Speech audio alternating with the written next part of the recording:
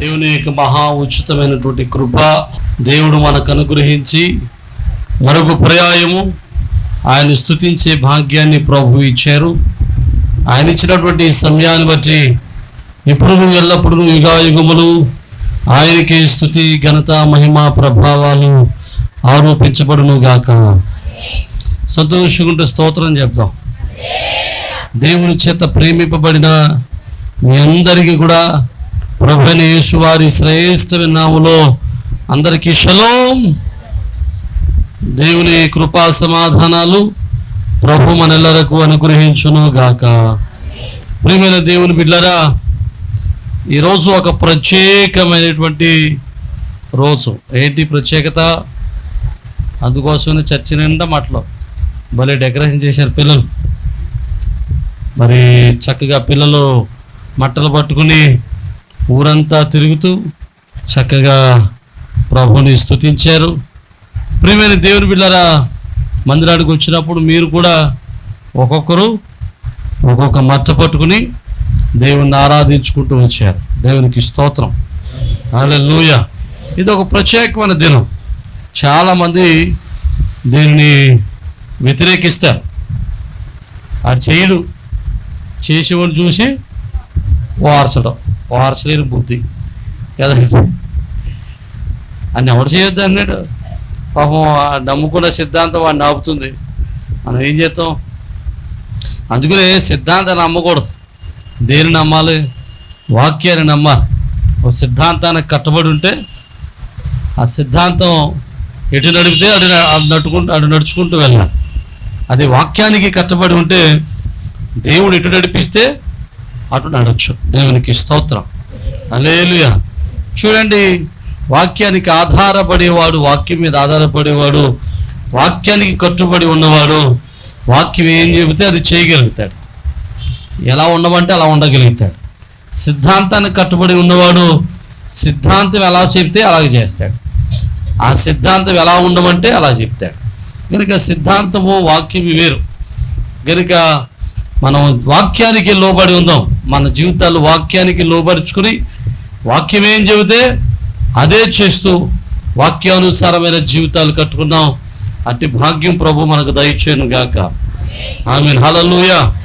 ప్రియమైన దేవుని బిడ్డలారా, మనం ఏ పనైనా చేసినప్పుడు సంఘంలో మందిరంలో మనం ఏ పని చేసినా దానికి 4 పిల్లర్లు ఉండాలని చెబుతాను. ఏంటి అది? 4 పిల్లర్ల మీద మనం ఏదే విధంగా ఏ పని అయినా మనం చేయాలి. ఏంటా 4 పిల్లర్లు? 1, దేవునికి మహిమకరంగా జరగాలి. 2వది, సంఘానికి క్షేమాభివృద్ధి కలిగేటట్టు జరగాలి.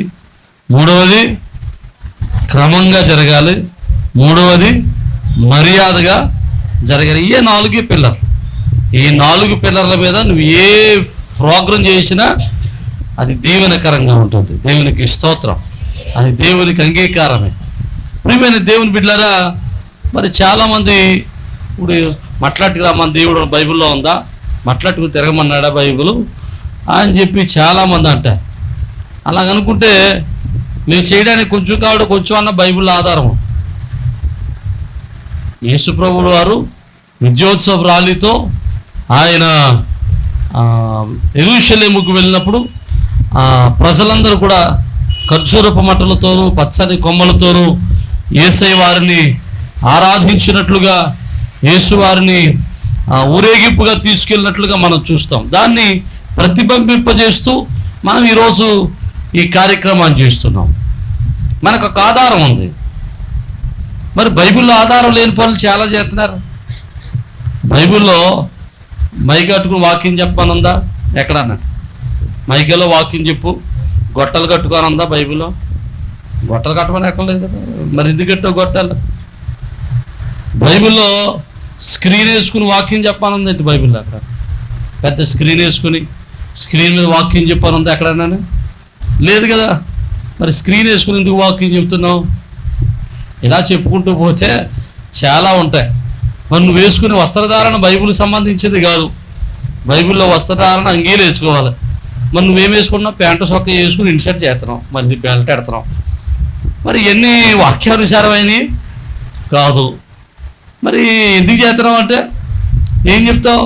దగ్గర సమాధానము ఉండదు. వాక్యానుసారమా కాదు, వాక్యానుసారమైనది ఉండి, వాక్యానికి లోబడినది ఉండి, దేవునికి మహిమకరమైనది ఉండి, సంఘానికి క్షేమకరమైనది ఉండి, క్రమంగాను మర్యాదగా జరిగేటువంటి ఏ కార్యక్రమైనా ప్రభు కొరకు, సంఘ క్షేమాభివృద్ధి కొరకు, దేవుని సంఘం మేలు కొరకు, సంఘ అభివృద్ధి కొరకు మనము చేయవచ్చును.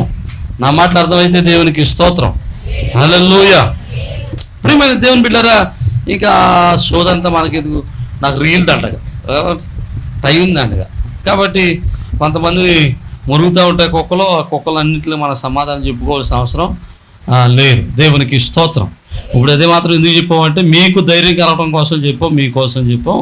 కొన్ని విషయాలు మనం నేర్చుకోవడానికి ప్రయత్నం చేద్దాం. యేసుక్రీస్తు ప్రభుల వారు ఆయన ఈ భూమి మీద 2.5 సంవత్సరాల క్రితం 3.5 సంవత్సరాలు సేవా జీవితంలో ఆయన 2 పర్యాయాలు విజయోత్సవపు ర్యాలీగా ఆయన యెరూషలేముకు వెళ్ళినట్లు పండితులు చెబుతూ ఉంటారు. అందులో చివరిది అనగా ఆయన సిలువకు అప్పగింపబడ్డానికి 1 వారం రోజుల ముందు ఆయన ఒక ఆదివారం విశ్రాంతి దినం గడిచిన తర్వాత ఆయన మరి తన శిష్యులకు ఒక ఆజ్ఞాపించాడు. చూడండి, మత్తయి సువార్త 21వ అధ్యాయంలో ఈ మాటలు మనకు కనబడతా ఉంటాయి. బెత్ఫగే అనేటువంటి గ్రామానికి యేసయ్య వారు వచ్చినప్పుడు అక్కడ యేసువారు వారితో మాట్లాడుతూ, అయ్యా మీ ఎదురుగా ఉన్నటువంటి గ్రామానికి వెళ్ళండి. వెళ్ళగానే కట్టబడి ఉన్నటువంటి గాడిదోటి కనబడుద్ది. దాన్ని విప్పుకొని, దాంతోపాటు దాని పిల్ల ఒకటి ఉంటుంది, వాటిని విప్పుకొని నా ఎదుగు తీసుకురండి. ఎవడైనా ఏదని అన్నాడు అనుకోండి, ఇది ప్రభువు కావాలి అని చెప్పండి, వెంటనే వాటిని తోల్పిస్తాడు అని చెప్పాడు. ప్రవక్త వలన చెప్పబడిన మాటలు నెరవేరునట్లు ఇది జరిగింది. అదేమనగా, యెహోవా మీ రాజు సాత్వికుడై గాడిదను భారవాహకపు పశుపిల్ల చిన్న గాడిదను ఎక్కి నీ యొద్దకు వచ్చుచున్నాడని సీయోను కుమార్తె చెప్పిడి అనున్నది. శిష్యులు వెళ్ళి యేసు తనకు ఆజ్ఞాపించిన ప్రకారము చేసి ఆ గాడిదను దాని పిల్లను తోలుకుని వచ్చి వాటి మీద తమ బట్టలు వేయగా ఆయన బట్టల మీద కూర్చుండెను. జనసమూహంలో అనేకులు తమ బట్టలు దారి పొడుగును పరచరి, కొందరు చెట్లు కొమ్మలు నరికి దారి పొడుగు పరచరి. జనసమూహంలో ఆయనకు ముందు వెలుచున్న వారు వెనుక వచ్చిన వారును దావీదు కుమారునికి జయము, ప్రభు పెరట వచ్చి వాడు స్తుతింపబడును గాక, సర్వోన్నతమైన స్థలములో జయము అని కేకలు వేయుచుండిరి. దేవునికి స్తోత్రం. హల్లెలూయా. ప్రియమైన దేవుని బిడ్డలారా, ఇక్కడ జాగ్రత్తగా మనం పరిశీలన చేస్తే యేసువారు విజయోత్సవ ర్యాలీగా గాడిద పిల్లను ఎక్కి వెళ్తూ ఉన్నాడు. ఆ గాడిద కట్టబడినటువంటి గాడిదను విప్పుకొచ్చారు, దాని మీద బట్టలు పరిచారు. యేసువారు బట్టల మీద కూర్చున్న తర్వాత అక్కడ ఉన్నటువంటి చూచినటువంటి ప్రజలందరూ కూడా వారి దగ్గర ఉన్నటువంటి బట్టలన్నీ యేసువారికి దారిలో పరుస్తూ ఉన్నారు. ఆ వెనుక ఉన్నవారు, ముందున్నవారు దావీదు కుమారుడికి జయము, హోసన్నా హోసన్నా అని పాటలు పాడుతూ ఉన్నారు.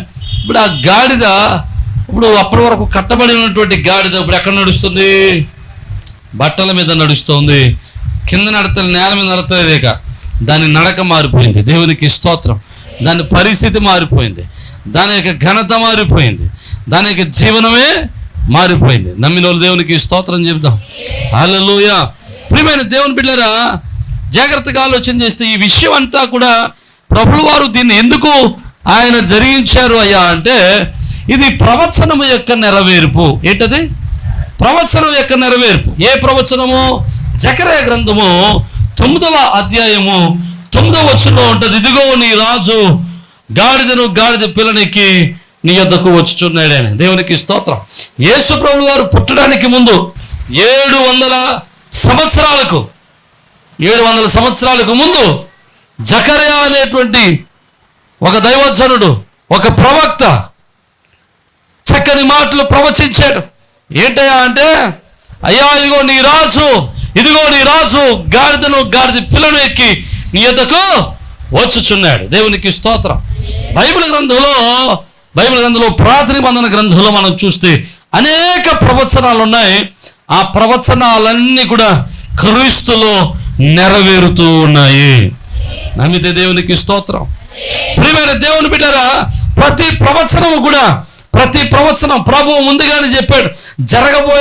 రాబోతున్న దినాల్లో ఏం జరగబోతుందో, రాబోతున్న దినాల్లో ఎలా ఉండబోతుందో, రాబోతున్న దినాల్లో ఎలా ఉంటుందో సమస్తమును కూడా ఆయన ప్రవచించాడు. ఆయన ప్రవచించినట్లుగానే జరుగుతూ ఉన్నాయి. ఆయన ముందు మాట సెలవిచ్చాడు. ఆయన మాట చెప్పున భూమి మీద సమస్తమును కూడా జరుగుతూనే ఉన్నాయి. దేవునికి స్తోత్రం. ఆయన మాట ఇచ్చి తప్పుటకు నరుని వంటి వాడు కాదు. మన జీవితాల్లో కూడా ఆయన వాగ్దానములు ఎత్తిబట్టి మనం ప్రార్థన చేయగలిగితే, ఆయన వాగ్దానాలు ఎత్తిబట్టి మనం విజ్ఞాపన చేయగలిగితే, ఆ వాగ్దాన ఫలమును మనం అనుభవించడానికి దేవుడు తన ద్వారములు తెరుచుటకు సమర్థుడైన దేవుడు. ప్రార్థన చేసేటప్పుడు వట్టిగా ప్రార్థన చేయకూడదు. ఏదో కాలక్షేప ప్రార్థన చేయొద్దు. ఏదో ఒట్టి మాటలతో ప్రార్థన చేయొద్దు. ప్రార్థన చేసేటప్పుడు తప్పనిసరిగా ఏం చేయాలి? నీ యొక్క సందర్భాన్ని బట్టి, నీ యొక్క అవసరాన్ని బట్టి, నీ పరిస్థితిని బట్టి పరిశుద్ధ గ్రంథంలో ఏ వాగ్దానాలు ఉన్నాయో ఆ వాగ్దానాలు ఎత్తిపెట్టి ఆ పరిస్థితి మార్పు కొరకు దేవుని దగ్గర విజ్ఞాపన చేయాలి. అలా ప్రార్థన చేయగలిగితే ఆ వాగ్దానాలు ఎత్తిపెట్టి ఎప్పుడైతే ప్రార్థన చేస్తావో ఆ వాగ్దాన ఫలము మన జీవితంలో తప్పనిసరిగా మనం అనుభవించగలుగుతాము. ఆమేన్. హల్లెలూయా, హల్లెలూయా. ఎందుకంటే ఆయన మాట ఇచ్చాడు ఇలా జరుగుతుందని. ఖచ్చితంగా ఆయన మాట మనం నమ్మగలిగితే ఆ మాట ప్రకారం మన జీవితాల్లో కూడా జరుగుతుంది. నమ్మితే దేవునికి స్తోత్రం చెబుతాం. హల్లెలూయా. ప్రియమైన దేవుని బిడ్డలారా, ఆయన ప్రవచనము యొక్క నెరవేర్పు. బైబిల్లో ఆయన ఏ ప్రవచనం అయితే చెప్పాడో ఆ ప్రవచనాలన్నీ తూచా తప్పక అన్నీ నెరవేరుతూనే ఉన్నాయి. రాబోతున్న దినాల్లో కూడా ఇక నెరవేరబోతున్నాయి. ఇక నెరవేరవలసినటువంటి వాగ్దానాలు ఉన్నాయి. ఆ వాగ్దానాలన్నీ నెరవేరబోతున్నాయి. దాన్ని బట్టి మనకు అర్థమయ్యేది ఏంటంటే బైబిల్ గ్రంథం అంతా కూడా సత్యవాక్యమే. దేవునికి స్తోత్రం. బైబిల్లో ఉన్న మాటలు నెరవేరుతా ఉన్నప్పుడు మనం నేర్చుకోవాల్సిన విషయం ఏంటంటే బైబిల్ సత్యవాక్యము, బైబిల్ సత్య మార్గము. దేవుని నమ్మితే దేవునికి స్తోత్రం చెబుతాం. హల్లెలూయా. ప్రియమైన దేవుని బిడ్డలారా, జాగ్రత్తగా పరిశీలన చేస్తే యేసుక్రీస్తు ప్రభువుల వారు ఈ గాడిదనే ఎందుకు ఆయన ఎన్నుకున్నారు? గాడిదలో ఉన్న లక్షణాలు ఏంటో ఈరోజు మనం నేర్చుకుని మనం వాటిని ఎలాగ మన జీవితాలకి అన్వయించుకోవాలో మనం ఒకసారి కొన్ని విషయాలు నేర్చుకోవడానికి ప్రయత్నం చేద్దాం.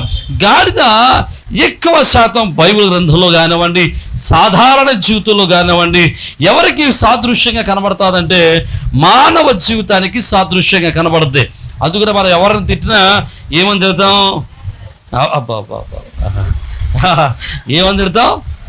గాడిద. ఉట్టి గాడిద కాదు, మళ్ళీ గుర్రగాడిద, అడ్డగాడిద, ఇంకా చాలా గాడిదలు ఉంటాయి కదండి. అంతేగాని ఎరా సింహం అంటావా? అనం. ఎవరినైనా తిట్టాలనుకుంటే ఖచ్చితంగా వాడిని గాడిదనే తిడతాం. అంటే గాడిదను దేవుడు మానవుడికి ఒక సాదృశ్యంగా చూపిస్తూ ఆ గాడిదలో ఉన్నటువంటి లక్షణాలను బట్టి మన జీవితాల్లో కలిగేటువంటి కొన్ని అన్వయించుకోవాల్సిన కొన్ని పాఠాలను ఈరోజు మనం నేర్చుకోవడానికి ప్రయత్నం చేద్దాం. ఆ పాఠాలను మనం అన్వయించుకోగలిగితే తప్పనిసరిగా ఆ గాడిద జయోత్సవములో ఉత్సాహంగా, సంతోషంగా, సమాధానంగా ఘనత పొందినటువంటి గాడిద వలె ఎలాగైతే ప్రయాణం చేసిందో మన జీవితాల్లో అలాగనే ఘనత పొందిన వారమే జీవించుదుముగాక. హల్లెలూయా. అలాంటి ఘనతను మన జీవితంలో అనుభవిస్తాం మనం. ఆమేన్. హల్లెలూయా. మొట్టమొదటి గాడిదని యేసు వారు ఎందుకు ఎన్నుకున్నారో ఒక మాట మనం జ్ఞాపకం చేసుకుందాం. 21వ అధ్యాయంలో 2వ వచనంలో చూస్తే అక్కడ రాస్తాడు కట్టబడిన గాడిద. హలో, ఏంటది? అది కట్టబడిన గాడిద. ఆ గాడిద ఎలా ఉందట? కట్టబడి ఉంది. అంటే ఏ మాత్రం కూడా స్వతంత్రత లేనిది, ఏమాత్రం కూడా స్వేచ్ఛ లేనిది, ఏమాత్రం కూడా తన ఇష్టాన్ని నెరవేర్చుకోగలిగినటువంటి సమర్థత లేనిది. కట్టబడి ఉంది. ఆ తాడు ఎంత పొడుగుంటే అంత పొడిగా అది ఆ సర్కిల్లోనది తన జీవితం అంతా గడపవలసి ఉంటుంది. కట్టబడి ఉన్నటువంటి గాడిద. ఈరోజు గాడిదని మానవుడికి దేవుడు పోలుస్తూ ఉంటుంటే మానవుడు ఎలా కట్టబడి ఉన్నాడు చూడండి. సామెతల గ్రంథం 5వ అధ్యాయము 22వ వచనంలో చక్కటి మాటలు ఉన్నాయి చూడండి. సామెతల గ్రంథం 5వ అధ్యాయము 22వ వచనం.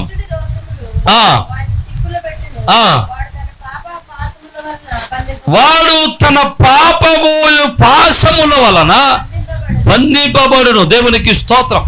మనుషుడట తన పాపం యొక్క పాశముల చేత బంధింపబడతా ఉన్నాడట. గాడిద ఎలాగైతే బంధింపబడి ఉందో, కట్టబడి ఉందో, మనుషుడు కూడా పాపము యొక్క పాశము చేత, పాప పాశము చేత బంధింపబడి ఉన్నాడట. జాగ్రత్తగా వినండి. పాప పాశము అంటే ఏంటి? పాశము అంటే అర్థం ఏంటి? తాడు అంతే, దానికి ఇంకొక అర్థం ఏమీ లేదు. పాశము అంటే తాడు. పాపము యొక్క పాపమే ఒక తాడుగా తగిలి మనుషుడిని బంధించుకుని ఉంటుందట, బంధిస్తూ ఉందట. జాగ్రత్తగా మనం విందాం. మనుషుడు పాపము చేత బంధింపబడిన వాడుగా ఉన్నాడు. పాపం వాడిని బంధించి పట్టుకొని ఉంది. వాడు విడిపించుకోలేని పరిస్థితిలో ఉన్నాడు. పాపం అటండి ప్రారంభంలో చాలా బాగుంటుంది, కానీ ఆ పాపము కాలక్రమేణా ఏమవుతుందంటే బంధకంగా మారి ఆ బంధకాల్లో నుంచి బయటికి రావడానికి మనుషుడు ఎంత కష్టపడినా రాలేని అంత బంధకాలు బంధింపబడి ఉంటాయి. పాపము చాలా సున్నితంగానే ఉంటుంది ప్రారంభంలో. పాపము ప్రారంభం చాలా ఆనందంగానే ఉంటుంది, కానీ కాలక్రమేణా అది మానవుణ్ణి బంధించి అవమానానికి, దుఃఖానికి, సమాధానం లేని స్థితికి, కుటుంబంలో వేదన కలిగేటువంటి స్థితికి, కుటుంబంలో సమాధానం లేని స్థితికి అది దిగజార్చి మనుషుని ఘనత లేని వానిగా, సమాధానం లేని వానిగా పాడు చేస్తూ ఉంది. ఈరోజు జాగ్రత్తగా ఒకసారి మనం జాగ్రత్తగా ఆలోచన చేస్తే పాపం వల్ల మనం బంధింపబడి ఉన్నాం. ఎలా బంధింపబడి ఉన్నాము? పాపం వల్ల ఎలా బంధించేది అని ఒకసారి ఆలోచన చేస్తే పాపపు అలవాట్లు మనుషునికి అలవాటైపోయి, పాపపు అలవాట్లు మనుషుని బంధించి ఆ అలవాట్లకు మనుషుని బందీకాన చేస్తూ ఉన్నాయి. చూడండి, అలవాటు చేసుకునేటప్పుడు పాపము మనం వెళ్ళి పట్టుకోవాలి. మనం వెళ్ళి పట్టుకుంటే తర్వాత అది మనల్ని పట్టుకుంటుందట. ముందు మనం వెళ్ళి పట్టుకుంటామంట, తర్వాత అది మనల్ని పట్టుకుంటుందట. మనం పట్టుకుంటే వదిలేయచ్చు, అది పట్టుకుంటే వదలదు. దేవునికి స్తోత్రం. మనం పట్టుకుంటే వదిలేస్తాం, కానీ అది పట్టుకుంటే వదలదు. పాపం ఎప్పుడైనా అంతే. నువ్వు దాని జోలికి వెళ్ళే వరకే.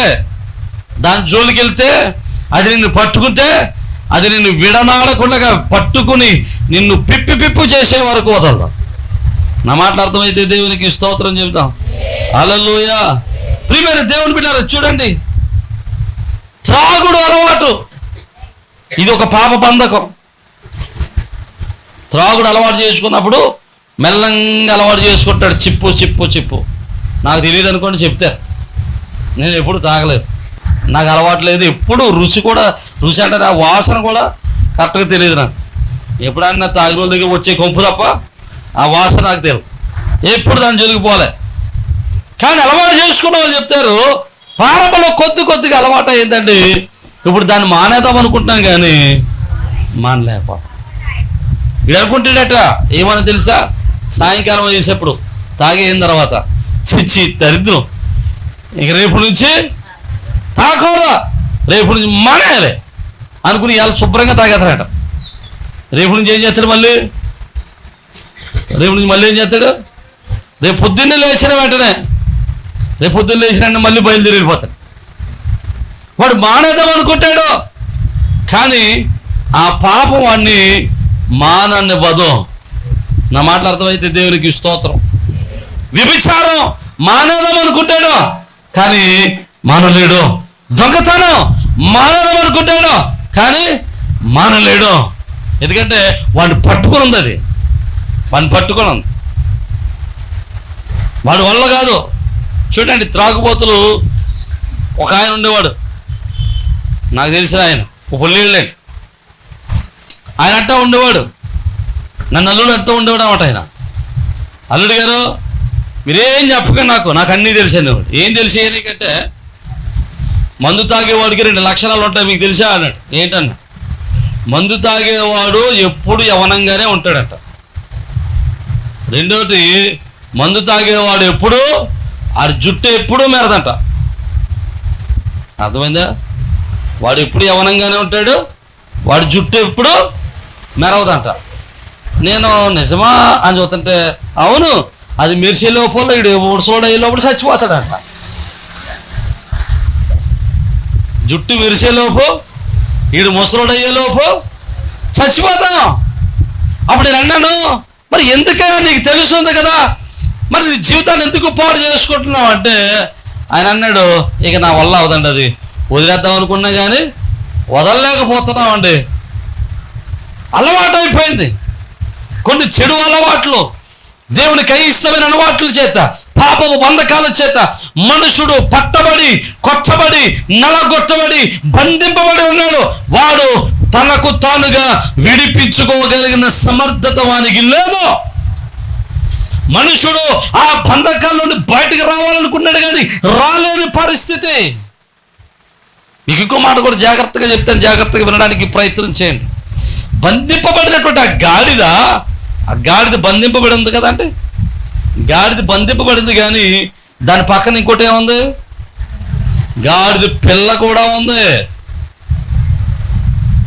ఇది బంధింపబడితే బంధింపబడింది, ఇప్పుడు ఎవరు కూడా ఉన్నారు? పిల్ల కూడా. చూడండి, పాపపు వ్యసనాలకు అలవాటైన వారి బ్రతుకులు ఎలా ఉంటాయంటే, వారు చేసినటువంటి పాపానికి వారి పిల్లలు కూడా బలైపోతూ ఉంటారు. వీళ్ళు చేసిన పాపం యొక్క ప్రభావము వారి పిల్లల మీద కూడా పడతా ఉంటుంది. వీళ్ళ పాప జీవితం యొక్క ప్రభావము వారి పిల్లల మీద కూడా ప్రభావాన్ని చూపిస్తూ ఉంటుంది. త్రాగుబోతుడు పిల్లల్ని బయట చాలా హీరోలా చూస్తారంటదా? చూస్తారా? తిరిగిపోతాడు పిల్లల్ని బయట గౌరవంగా చూస్తారంటారా? దొంగతనాలు చేసేవాడి పిల్లల్ని బయట ఆనందంగా చూస్తారంటారా? జూదవాడే పిల్లల్ని స్కూల్లో ఆనందంగా చూస్తారంటారా? హీరోలో చూస్తారంటే ఇది ఎంత మంచోడైనా సరే వాళ్ళ తండ్రిని బట్టి, వాళ్ళ తల్లిని బట్టి పిల్లలకు గౌరవం ఆధారపడి ఉంటుంది, వాళ్ళ మీద ప్రభావం చూపిస్తుంది. జాగ్రత్తగా నా మాట వినడానికి ప్రయత్నం చేయండి.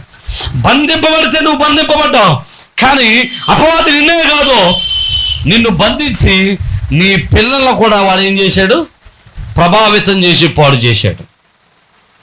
నీ పిల్లల జీవితాన్ని కూడా నాశనం చేస్తున్నాడు. నీ పిల్లల బ్రతుకులను కూడా నాశనం చేస్తున్నాడు. నీ పిల్లల యొక్క భవిష్యత్తును కూడా అతడు బానిసగానే దాసత్వంలోనే తీసుకుపోతా ఉన్నాడు. జాగ్రత్తగా ఆలోచన చేయండి, జాగ్రత్తగా ఆలోచన చేయడానికి ప్రయత్నం చేయండి. ఒక మంచి 2 ఉదాహరణలు చెబుతాను, జాగ్రత్తగా వినండి. కాకినాడలో అనుకుంటా ఒక 20 రోజుల క్రితం ఒక వ్యక్తికి ఒక పిచ్చి ఉంది. ఏంటి ఆ పిచ్చి అంటే, మా పిల్లల్ని బాగా చదివించాలి, మంచి ర్యాంకులు రప్పించాలి, మంచి ఉద్యోగం చేయించాలి అనేటువంటి పిచ్చు. ఆ పిచ్చి ఎంతవరకు తీసుకెళ్ళిందంటే, ఎల్కేజీ చదువుతున్న పిల్లలకట్ట మంచి ర్యాంక్ రాలేదట. ఎల్కేజీ చదువుతున్న పిల్లలకి మంచి ర్యాంక్ రాలేదంట. మరి ఏం చేసాడు అనుకుంటున్నారు? కాళ్ళు చేతులు కట్టి నీటి టబ్బలోకి తీసుకెళ్ళి నీటిలో టబ్బలో ముంచేసి చంపేశాడు. 8వ తరగతిలో మంచి మార్కులు రాలేదు వీళ్ళకి, ఎల్కేజీలో. వాడి పిచ్చి అది, వాడి పాపం అది, వాడి పిచ్చి, వాడి ప్రభావం, వాడు చేసిన యొక్క ప్రభావం వాళ్ళ బిడ్డల మీద, జీవితం మీద పడిపోయింది. అంతేకాదు, రంజిత అనేటువంటి ఒక సహోదరి ఉంటుంది, సంగారెడ్డి జిల్లా అనుకుంటే ఎక్కడో. అమ్మాయికి ఆవిడికి 3 పిల్లలు, 12 సంవత్సరాలు ఒకడో, 10 సంవత్సరాలు ఒకరు, 8 సంవత్సరాలు ఒకరు అనుకుంటా. 3 పిల్లలు. 3 పిల్లలు పుట్టిన తర్వాత 10th క్లాసు గెట్ టుగెదర్ పెట్టుకున్నారట. గెట్ టుగెదర్కి వెళ్ళిందంటే ఇవి గెట్ టుగెదర్కి వెళ్ళిన తర్వాత అక్కడ పాత లవర్ తగిలాడట. హలో, ఎవరు? పాత లవరు తగిలాడట. వాళ్ళిద్దరూ మరలా దేన్నైతే వదులుకున్నారో మరలా పాప జీవితాన్ని ప్రారంభించారు. వీళ్ళిద్దరు అనుకున్నా మరిద్దరు కలిసి బతుకుదాం అనుకున్నారట. బతుకుదాం అనుకుని అమ్మాయి ఆ పాపానికి అలవాటు పడిపోయి, ఆ పాప జీవితానికి అలవాటు పడిపోయి ఆవిడేం చేసిందో తెలుసా? భర్తకైతే విడాకులు వచ్చు కానీ పిల్లల్ని ఎలా వదులుచుకుంటాం అని చెప్పి ఆ ముగ్గురిని కూడా ఒకసారి కూర్చోబెట్టి అన్నంలో విషం కలిపి పెట్టేసిందట. ముగ్గురు చచ్చిపోయారు. పాపం ఎవరిది? తల్లిది. ప్రభావం ఎవరి మీద పడింది? పిల్లల మీద పడింది. ప్రత్యక్షంగానో పరోక్షంగానో తల్లిదండ్రులు చేసినటువంటి పాపము వారి బిడ్డల మీద ఖచ్చితంగా ప్రభావాన్ని చూపిస్తూ ఉంది. నా దినాలు గడిచిపోతున్నాయి, నా దినాలు బాగానే ఉన్నాయి, నా బ్రతుకు బాగానే ఉంది, నా జీవితం బాగానే సాగుతుంది అని అనుకోవద్దు. నీ జీవితము, నీ పాప జీవితము, నీ పిల్లల జీవితాన్ని, నీ పిల్లల భవిష్యత్తును కూడా పాడు చేస్తూ ఉంది. నీ పిల్లల యొక్క బంగారు భవిష్యత్తును పాడు చేస్తూ ఉంది. జాగ్రత్తగా వినండి. ఆ బంధింపబడేటువంటి ఆ గాడిదను యేసయ్య వారు ఏం చేశారు? విడిపించి తీసుకొచ్చాడు. నమ్మిన వాళ్ళ దేవునికి స్తోత్రం చెబుదామా? హల్లెలూయా, హల్లెలూయా. ప్రియమైన దేవుని బిడ్డలు మనం జ్ఞాపకం చేసుకుంటే, మనం జాగ్రత్తగా ఆలోచన చేస్తే పాపము యొక్క దాస్యానికి, పాపపు పాశానికి కట్టబడేటువంటి మనకు క్రీస్తు ద్వారా మాత్రమే విముక్తి కలుగుతుంది. నమ్మితే దేవునికి స్తోత్రం చెప్పండి. హల్లెలూయా. మాజీ ప్రధానమంత్రి పివి నరసింహారావు గారు ఒకరోజు ఆయన ఒక స్టేట్మెంట్ ఇచ్చాడు. ఆ స్టేట్మెంటు కరెక్ట్గా నేను చెప్పలేను కానీ ఆ స్టేట్మెంట్లో ఉన్న అర్థాన్ని చెబుతాను, జాగ్రత్తగా వినడానికి ప్రయత్నం చేయండి. క్రైస్తవులు మతం మారుస్తున్నారు అంటున్నారు, కానీ క్రైస్తవులు త్రాగుబోతులు మారుస్తున్నారని నాకు తెలుసు, దుర్మార్గులు మారుస్తున్నారని తెలుసు, వ్యభిచారులు మారుస్తున్నారని నాకు తెలుసు అన్నాడట. దేవునికి స్తోత్రం. క్రైస్తవుడు మతం మారడం లేదో, క్రైస్తవుడు బ్రతుకులు మారుస్తున్నాడు.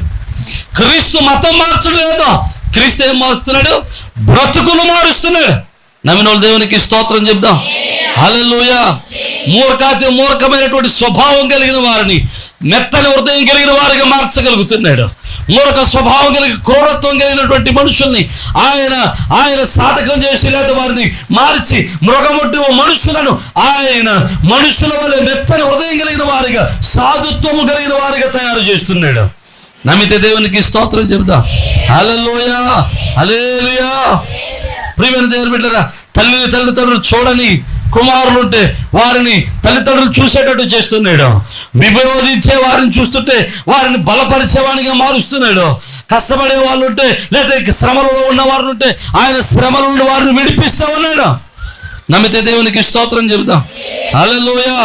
బంధింపబడిన ప్రతి బంధకము నుండి, ప్రతి పాపము బంధకము నుండి నువ్వు విడిపించబడాలనుకుంటే యేసు రక్తము నిన్ను విడిపిస్తుంది. హల్లెలూయా, హల్లెలూయా. ప్రియమైన దేవుని బిడ్డలారా, బాగా జ్ఞాపకం చేసుకుంటే రోమీయులు రాసినటువంటి పత్రిక 2వ అధ్యాయము 8వ అధ్యాయం 2వ వచనం మనం చూస్తే, యేసు క్రీస్తునందు జీవమునిచ్చు ఆత్మ యొక్క నియమము పాప మరణముల నియమము నుండి నన్ను విడిపించెను. దేవునికి స్తోత్రం చెబుదామా? హల్లెలూయా. మనం ఎక్కడి నుంచి విడిపించబడ్డామంట? పాప నియమము నుండి, పాప మరణముల నియమము నుండి మనం విడిపించబడ్డాము. దేవునికి స్తోత్రం చెబుదాం. హల్లెలూయా. జాగ్రత్తగా మనం ఆలోచన చేద్దాం. మనల్ని విడిపించడానికి యేసయ్య ఈ లోకానికి వచ్చాడు. నిన్ను రక్షించడానికి నా యేసయ్య ఈ లోకానికి వచ్చాడు. పాపము సాతానుడు నిన్ను పట్టుకుని ఆ యొక్క లోక అలవాట్లకు, లోక తలపులకు, లోక జీవితానికి పట్టుకుని కట్టి నిన్ను పాడు చేస్తా ఉన్నాడు.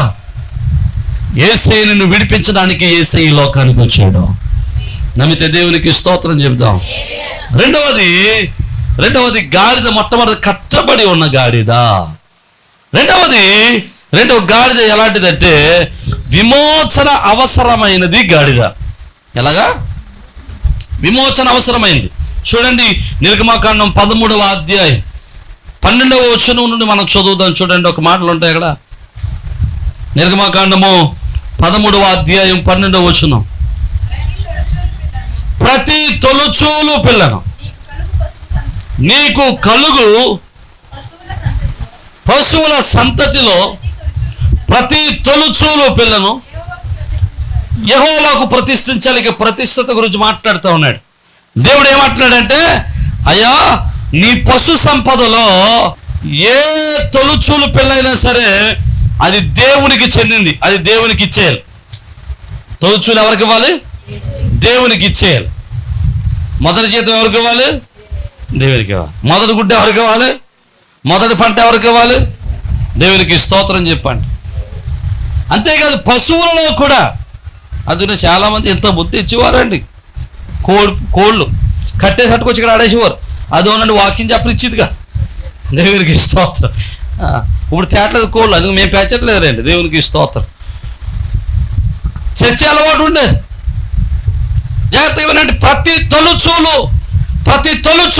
ప్రతి జంతువు అది యెహోవాకు ప్రతిష్ఠితము. నువ్వు గొర్రెల్ని మేపుకుంటావో, లేకపోతే గుర్రాలని మేపుకుంటావో, ఎద్దుల్ని మేపుకుంటావో, లేకపోతే ఆవుల్ని మేపుకుంటావో, లేకపోతే ఒంటల్ని మేపుకుంటావో, నీ వ్యవసాయానికి, నీ యొక్క జీవనానికి ఏ జంతువు నువ్వు మేపుకున్నా, ఏ జంతువు నువ్వు పెంచుకున్నా, ఆ జంతువుల్లో పిల్లలు పుడితే, ఆ జంతువులకి సంతానం కలిగితే అందులో మొదటి తొలుచూలు యెహోవాకు ప్రతిష్ఠించాలి. నమ్మినోళ్ళు దేవునికి స్తోత్రం. తొలుచూలు ప్రభువుకి ఇచ్చారు.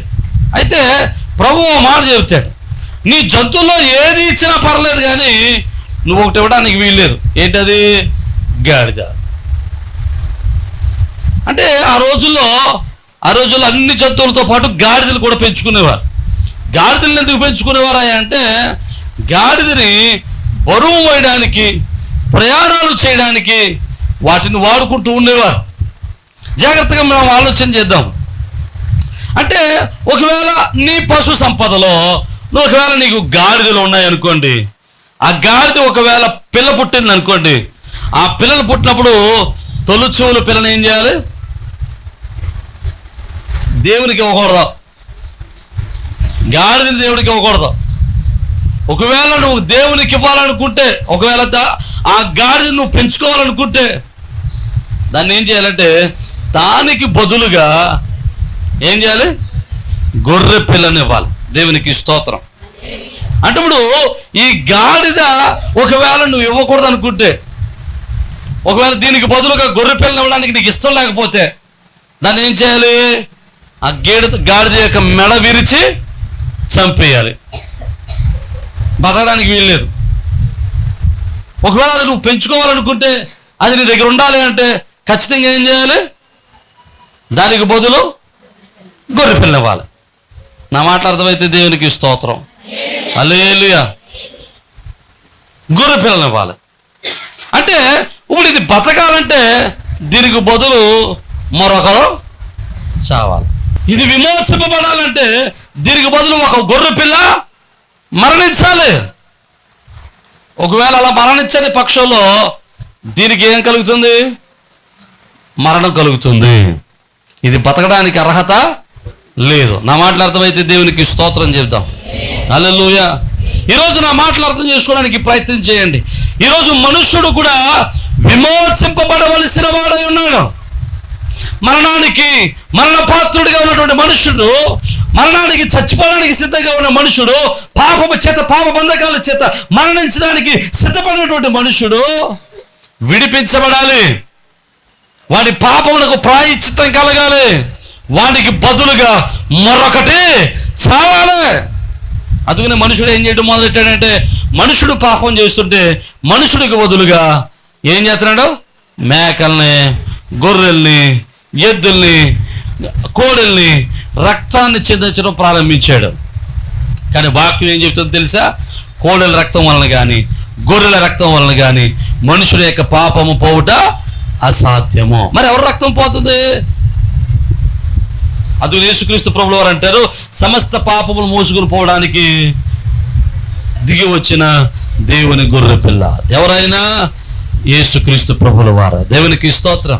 అంటే మన కొరకు, మన పాపముల నిమిత్తమై, మన పాపముల యొక్క ప్రాయశ్చిత్తం కొరకై, మన కొరకు రక్తం కార్చడానికి, మన కొరకు మరణించడానికి, మనకు బదులుగా మరణించడానికి కలువరి శిలువలో ప్రాణం పెట్టి యేసుక్రీస్తు ప్రభుల వారు మరణించడానికి ఈ లోకానికి వచ్చాడు. ఆయన నమ్మిన వారు దేవునికి స్తోత్రం చెబుదామా? హల్లెలూయా. ఆయన మన కొరకు ప్రాణం పెట్టడానికి వచ్చాడంటే, మనకు బదులుగా మరణించడానికి వచ్చాడు. అనేకులకు ప్రతిగా క్రయధనముగా తన ప్రాణం పెట్టడానికి ఈ లోకానికి వచ్చాడు.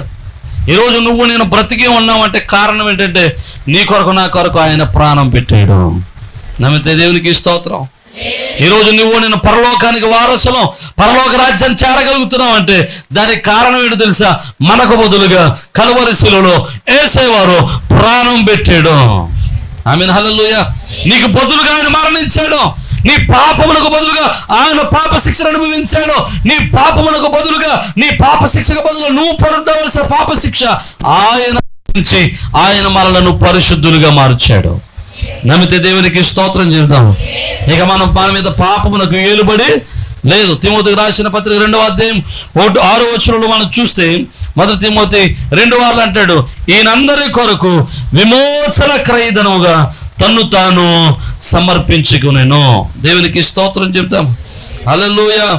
పేతురు రాసిన మొదటి పత్రిక 1వ అధ్యాయం 19వ వచనం, అమూల్యమైన రక్తము చేత అనగా నిర్దోషమును నిష్కలంకమునగు గొర్రె పిల్ల వంటి క్రీస్తు రక్తము చేత విమోచింపబడతారని మీరు ఎరుగుదురు కదా. దేవునికి స్తోత్రం చెప్దాం. హల్లెలూయా. మీరందరూ అందరూ ఎలా విమోచించబడ్డాం? క్రీస్తు రక్తము చేత విమోచింపబడిన వారము. దేవునికి స్తోత్రం చెప్దాం. విమోచింపబడినటువంటి ఆ గాడిద ఎలాగైతే ఘనత పొంది ఘనపరచబడిందో, ఘనమైన జీవితాన్ని అనుభవిస్తూ ఉందో, విమోచింపబడిన మన జీవితాల్లో కూడా దేవుడు అలాంటి దీవెనతో నింపబోతూ ఉన్నాడు. హల్లెలూయా. ఈ లోకంలో మనకు ఘనత రాకపోవచ్చు, ఈ లోకంలో మనకు శ్రమలు రావచ్చు, కానీ పరలోకమందు మనము దేవుని చిత్తములో ఘనపరచబడిన వారముగా ఉందుము గాక. హల్లెలూయా. ఆ నిత్య ఆనందములు మనం నివసించుదుము గాక, ఆ నిత్య సంతోషములు మనం ఉందుము గాక. హల్లెలూయా, హల్లెలూయా. అంతేకాదండి, ఈ లోకంలో కూడా విమోచింపబడిన వారికి ఎంత ఘనత తెలుసండి. ఇంతకుముందు తాగుబోతులు ఉన్నప్పుడు ఎరా డానిలో అనేవారు, ఇప్పుడు ఏమంటారండి? దేవుళ్ళకి వచ్చిన తర్వాత దానిలు గారు అంటారు కదండి. ఎరా ప్రసాదో అంటే ఇప్పుడు ఏమంటారండి? ప్రసాద్ గారు అంటారు. దేవునికి స్తోత్రం. సాక్ష్యాన్ని కాపాడుకుంటే గౌరవం. నా మాటలు అర్థమైతే దేవునికి స్తోత్రం చెబుతాం. హల్లెలూయా. మన జీవితానికి గౌరవం తెచ్చేది క్రీస్తు రక్తం, మన జీవితంలో ఘనత తెచ్చేది క్రీస్తు రక్తం. ఇక మూడవది, ఆయన ఆ యొక్క గాడిదను ఎందుకు ఎన్నుకున్నాడు? లూకా సువార్త 19వ అధ్యాయం 30వ వచనం చివరి మాట, 30వ వచనంలోని 2వ మాట మనం చూద్దాం. చూడండి, దాని మీద ఏ మనుషుడును ఎన్నడును కూర్చుండలేదు. దేవునికి స్తోత్రం. ఆ గాడిద మీదట ఏ మనుషుడు ఎప్పుడు కూర్చోలేదట. ఈరోజు నా మాటలు వింటున్న వారు జాగ్రత్తగా అర్థం చేసుకోవడానికి ప్రయత్నం చేయండి. ఆ గాడిద మీద ఎప్పుడు ఎవడు కూర్చోలేదంటే దాని అర్థం ఏంటి? దానికి ట్రైనింగ్ ఇవ్వలేదు, అది ట్రైనింగ్ తీసుకోలేదు. ఎవరైనా కూర్చుంటే ఎలా నడాలో, బరువు ఎలా మొయ్యాలో దానికి ట్రైనింగ్ లేదు, సాధకము లేదు, ఎక్సర్సైజ్ లేదు, దానికి ఒక క్రమశిక్షణ అలవాటు లేదు. నా మాట అర్థమవుతున్న వారు చెప్పండి. దేవునికి స్తోత్రం. హల్లెలూయా. అది సాధకం చేసుకోలేదు, నేర్చుకోలేదు ఎలా నడాలో. కానీ క్రీస్తులోకి వచ్చిన తర్వాత, దేవుని దగ్గరకు వచ్చిన తర్వాత అది యేసుప్రభుని ఎక్కడన్నా పడేసిందంటారా? ఎక్కడ పడేయలేదు. దేవునికి స్తోత్రం. దానికి నడక అలవాటు అయిపోయింది. నమ్మితే దేవునికి స్తోత్రం. ఎలా నడవాలో తెలిసిపోయింది, ఎలా ప్రవర్తించాలో తెలిసిపోయింది, ఎలా ఉండాలో తెలిసిపోయింది. నేను అంటాను, సమాజంలో సాధకము చేయబడిన మన జీవితాల్ని క్రీస్తు సాధకము చేత మన జీవితాలు ఆశీర్వాదకరంగా మార్చగలడు. లోకంలో క్రమశిక్షణ లేని మన జీవితాల్ని ఈ లోకంలో క్రమశిక్షణతో మనల్ని నింపగలడు. ఆమేన్, హల్లెలూయా. క్రీస్తులో సాధక, అందుకని బైబిల్ అంటాడు, తిమోతికి రాసిన మొదటి పత్రిక 4వ అధ్యాయం 7వ వచనం అంటాడు, అపవిత్రమైన ముసలమ్మ ముచ్చట్లు విసర్జించి దైవభక్తి విషయంలో నీకు నీవే సాధకము చేసుకో. సాధకం చేసుకోవాలి. మనం సాధకం చేసుకుంటూ, మనం ఎక్సర్సైజ్ చేసుకుంటూ పరిశుద్ధమైన జీవితాన్ని మనం జీవించగలగాలి. అర్థమైన దేవునికి స్తోత్రం చెబుదాం. హల్లెలూయా. అది సాధు చేయబడిన జంతువు, కానీ క్రీస్తులోనికి వచ్చిన తర్వాత దాని క్రమశిక్షణ అలవాటు చేసుకుంది. ఈరోజు అంటాడు, నేను అంటాను, ఒకవేళ భూమి మీద నువ్వు జీవించిన, లోకంలో జీవించినంతపు ఇష్టానుసారంగా జీవించావేమో, నీకు నచ్చినట్లు నువ్వు బ్రతికావేమో, క్రమశిక్షణ లేని జీవితంలో జీవించావేమో, కానీ క్రీస్తులోకి వచ్చిన తర్వాత నీ జీవితాన్ని ముసలమ్మ ముసట్లన్నీ విడిచిపెట్టి దైవభక్తి విషయంలో సాధకం చేసుకుంటూ దైవభక్తి విషయంలో నడవాలని ప్రభు పేరట మనం చేస్తూ ఉన్నాను. అలా నడవగలిగితే ఆ గాడిదకు వచ్చినటువంటి ఘనత వంటి ఘనత, అంతకంటే శ్రేష్టమైన ఘనత దేవుడు మన జీవితాల్లో అనుగ్రహించును గాక. హల్లెలూయా. కొంతమంది జీవితాల్లో క్రమశిక్షణ ఉండదు, ఆర్థికపరమైన క్రమశిక్షణ ఉండదు, సామాజికమైన క్రమశిక్షణ ఉండదు, బ్రతుకులో క్రమశిక్షణ ఉండదు, మనసులో క్రమశిక్షణ ఉండదు. కానీ క్రీస్తులోకి వచ్చిన వాడు క్రమశిక్షణ కలిగి జీవించగలుగుతాడు. నమ్మిన వారు దేవునికి స్తోత్రం. డబ్బులు ఖర్చు పెట్టడంలో క్రమశిక్షణ ఉంటుంది, మాట్లాడడంలో క్రమశిక్షణ ఉంటుంది, ప్రార్థనకు వెళ్ళడంలో క్రమశిక్షణ ఉంటుంది, ప్రవర్తనలో క్రమశిక్షణ ఉంటుంది. దేవునికి స్తోత్రం. హల్లెలూయా. ఒకవేళ ముందు క్రమశిక్షణ లేని వాడిగా ఉన్నావేమో, క్రీస్తులోకి వచ్చిన నువ్వు ఇప్పుడుకైనా ఎలాంటి జీవితం జీవించాలి? క్రమశిక్షణ కలిగిన వాడు జీవించుదువు గాక. నమ్మిన దేవునికి స్తోత్రం చెబుతాం. ఇక నాలుగవ విషయాన్ని మీకు జ్ఞాపకం చేస్తా. పూర్వకాలంలో రాజులు ఎదుటివానికి సంకేతాలు ఇవ్వడానికి వారి వాహనాల్ని వాడుకుంటూ ఉండేవారు. ఎలాగంటే ఒక ఉదాహరణ చెబుతాను, జాగ్రత్తగా వింటాను. ఏదైనా ఒక రాజు వేరే రాజ్యాన్ని సమీపిస్తున్నాడు అనుకోండి, అలా వస్తున్నప్పుడు ఆ రాజు యుద్ధం చేయడానికి వస్తున్నాడా, మాట్లాడుకోవడానికి వస్తున్నాడా అని ఎలా తెలుస్తుందంటే, గుర్రం మీద వచ్చాడు అనుకోండి, అతను యుద్ధం చేయడానికి వచ్చాడని అర్థం. అదేగాక గాడిద మీద వచ్చాడు అనుకోండి, సమాధానంతో వస్తున్నాడని అర్థం. సమాధానపరుచుకోవడానికి, సంధి చేసుకోవడానికి, మంచిగా మాట్లాడడానికి వస్తున్నాడని అర్థం. దేని మీద వస్తే? గాడిద మీద వస్తే. అంటే గాడిద సమాధానాన్ని సూచించేది.